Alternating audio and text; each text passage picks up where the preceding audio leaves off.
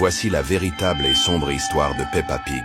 Elle finira mangée par ses cochons. Angleterre, 1967. Dans une ferme isolée du sud du pays, vit une fillette de 10 ans surnommée Peppa. Son père est éleveur de cochons. Un homme dur, rustre, peu bavard. Peppa, elle, est vive, insolente, curieuse. Et elle déteste les cochons de son père. Elle les insulte, les tape avec des bâtons. Elle leur jette de la boue, les empêche de manger, les pique avec une fourche. Elle leur crie dessus pour les faire fuir. Elle donne des noms à certains. Toi, t'es George. Toi, Maman Pig. Elle rit, seule, en les maltraitant, comme si elle jouait à un jeu. Son père la punit, l'enferme parfois dans sa chambre. Mais elle recommence. Encore et encore. Il ne sait plus quoi faire. Jusqu'à ce jour d'été. Il fait chaud. L'air est lourd. Peppa escalade l'enclos pour les embêter une fois de plus. Mais elle glisse et tombe à l'intérieur. Les cochons sont affolés. Ils courent dans tous les sens, puis s'acharnent. Quand son père arrive, alerté par les cris, il est déjà trop tard. L'enquête conclut à un accident. Pas de corps, juste des restes éparpillés dans la boue. Le père perd pied. Il parle de moins en moins, passe ses journées devant l'enclos, sans dire un mot. Il donne des prénoms aux cochons. Il leur parle comme s'ils étaient sa femme,